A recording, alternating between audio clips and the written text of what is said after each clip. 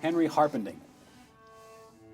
Some people say that race is not really a biological category at all. In fact, it's nothing more than a social construct. How would you respond to that? Well, it seems like an awfully silly thing to say. Race in the sense of humans being different from each other, our continental populations different from each other. Sure they are. Breeds of dogs are too.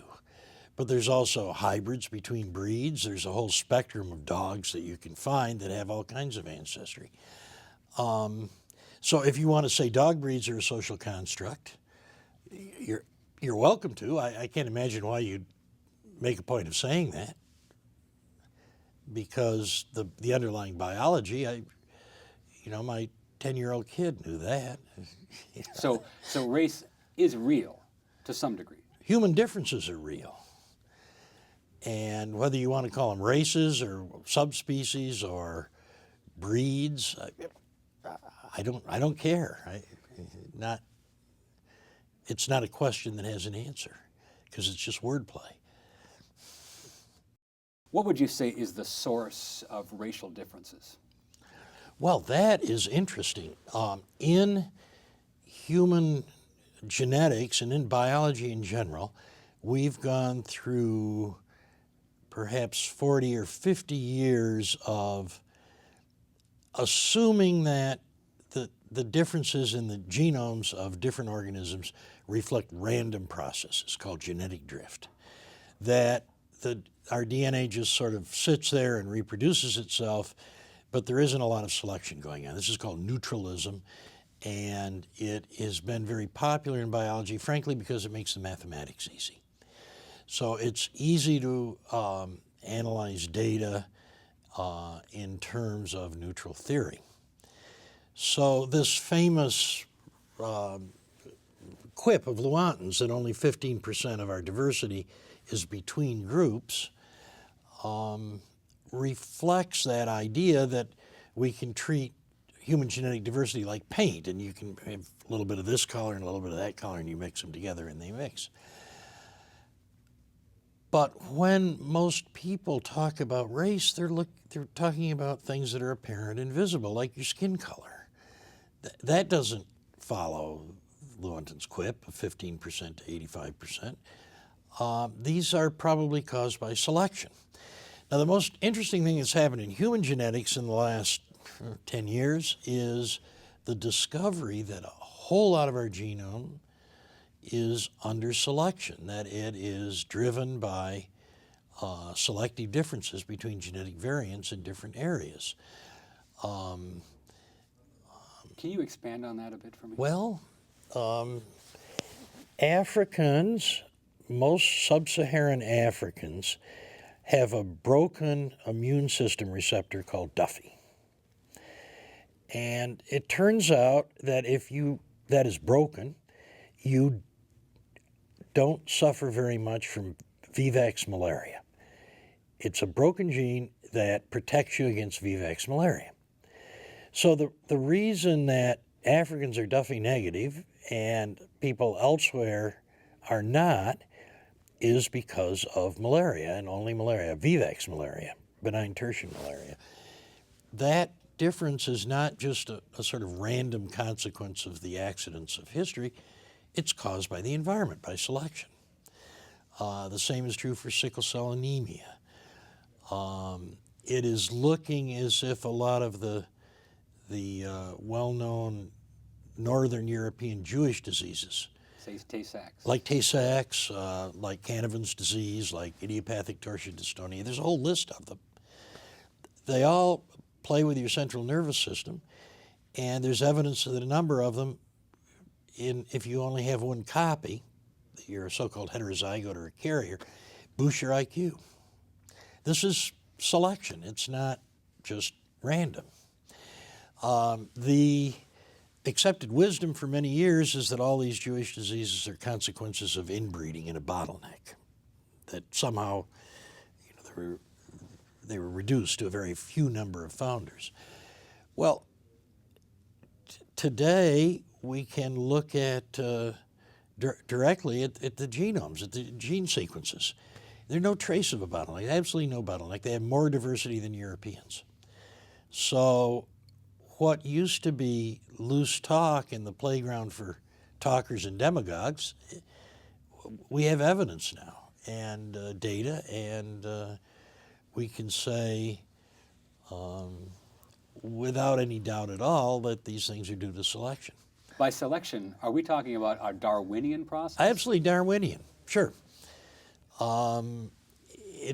We know enough about Jewish history to know that at least from the time of Charlemagne in the early Middle Ages, they were restricted to white-collar jobs. They were managers.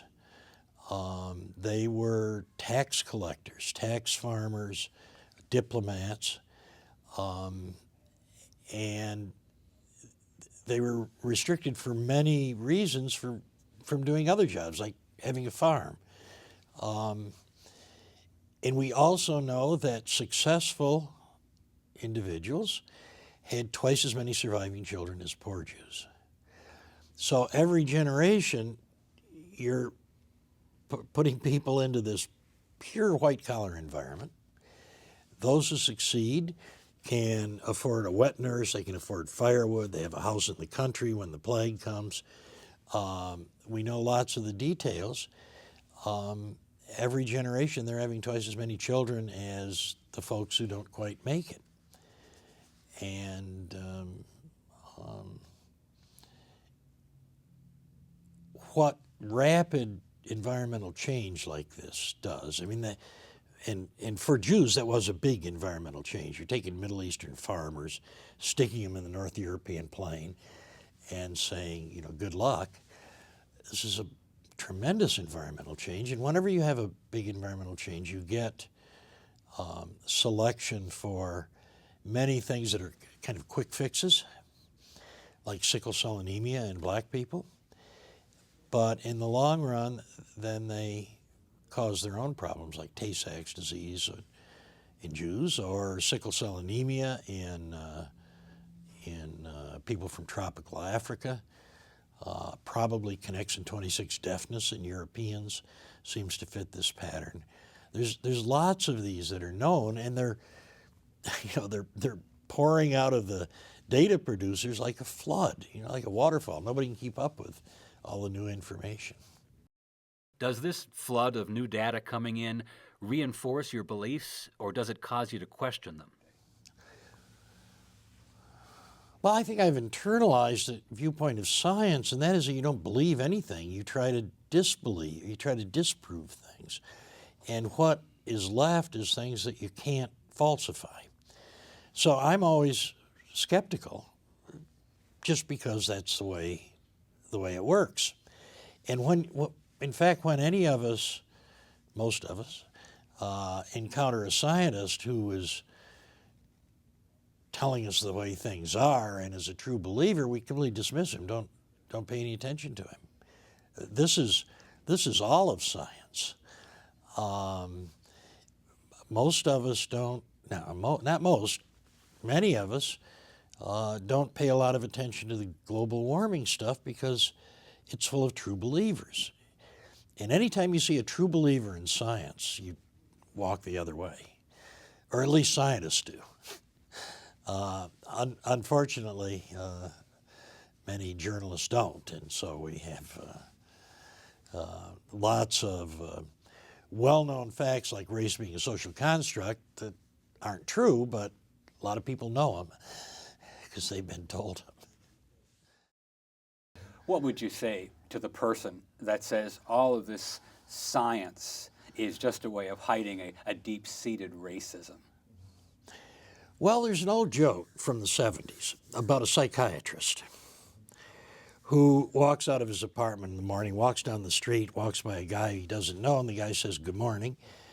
And the psychiatrist thinks a minute and says, "I wonder what he meant by that." And this business of, psychoanalyzing everyone, figuring out what their true deep motivations are, there's no answer, and it's hardly worth thinking about, in my opinion. It became acceptable to call people racist in the 70s, and I think by 3 or 4 years after that, it had lost all its punch, and none of us pay much attention. You're welcome to call me a racist. It's completely lost its meaning.